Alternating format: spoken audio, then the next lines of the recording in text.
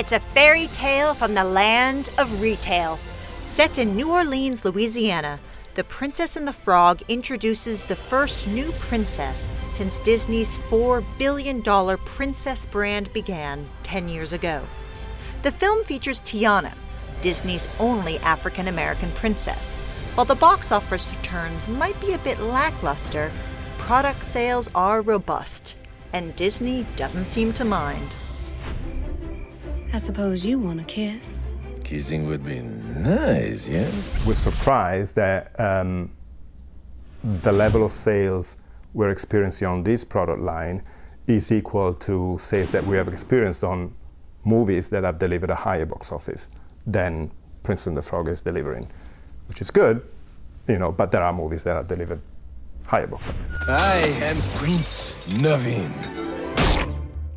Unlike other films featuring Disney dolls, this one isn't a hit, at least not by the company's usual standards. So far, U.S. theatrical box office receipts for The Princess and the Frog have topped $100 million. Let's make some magic! Disney is reluctant to release sales figures about specific product lines, but the company will say that Tiana doll sales have been robust. And in less than a month before the film opened in the U.S., 45,000 dolls were sold, at about $30 each. For many, the films market the merchandise rather than the other way around. Many of the young shoppers here at the Disney store on London's Oxford Street haven't had a chance to see The Princess and the Frog yet, but that doesn't mean that they don't want to buy the products. Many fans who grew up watching princess films wonder what took the company so long to diversify the racial backgrounds of the royal court, especially given the rising wealth of the target demographic. It's about time. Yeah. I do think it was maybe a bit overdue. We saw the setting, really, the New Orleans setting, which we had first, was our motivation where we felt like, well, this seemed like a great vehicle to do an African-American lead. It was something different for us and for Disney, and that was good. Keisha Davis, entertainment editor for the women's magazine Pride, thinks that a black princess will expand Disney's reach to children who might have felt alienated in the past by the predominantly white brand. I just think they're tapped into a whole new audience. I think black mothers and fathers in their droves will go out to buy these princesses because, like I said, when I was a young girl, that was something that I was crying out for. And even though I had, my white dollies, when I finally got a black dolly, I held on to that dolly for life, really. And I just think, they've tapped into a whole new market. One kiss. Unless you beg for more. Disney claims that the timing of the film's release had nothing to do with the inauguration of the first black president in the U.S. the same year. But experts say it was no coincidence. Well, one of the things that Disney is trying to tap into with this particular story is the huge aspirations that are currently being fueled in terms of black women and black girls in particular. Think of Michelle Obama and her rise into the spotlight, or the Oprah phenomenon.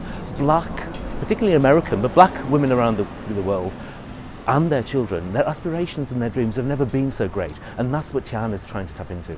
You know, our little girl got a gift. I could have told you that. But for the brand to be a success on the scale of the other princesses, the film must stand the test of time. Other films from the franchise, like Aladdin, another collaboration from the filmmakers of The Princess and the Frog, rank among the top 100 U.S. moneymakers of all time. In an attempt to achieve classic status, those filmmakers reverted to the old-school technique of hand-drawn animation.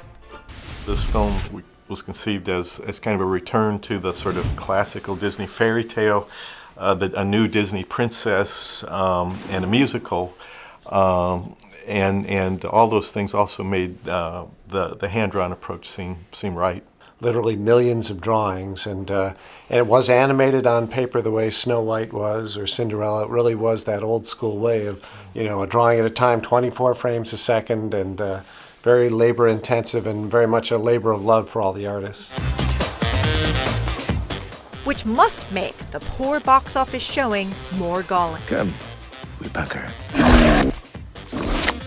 But the films are not the only marketing tool that Disney has at its disposal. The company has dozens of outlets to promote its princess wares, from the small screen to the store, and even the ice rink. Disney on Ice versions of the Princess story perform in more than 60 countries. Feld Entertainment, the company behind those productions, doesn't release financial statements, but says they are profitable. And as long as there's money to be made, expect to see more of the princesses from the big screen to your little one's feet. It's pretty popular pretty much everywhere. If we look at the penetration of the brand, if you want, it's mostly penetrated in the US, but its penetration is increasing in every single territory where we have launched the brand. So we're reaching very good levels of penetration in Europe or Western Europe, and now we're expanding our business into Eastern Europe. We talked about India and China as the next countries where the property seems to resonate. It's all so magical. Opening up a whole new world. Made you look.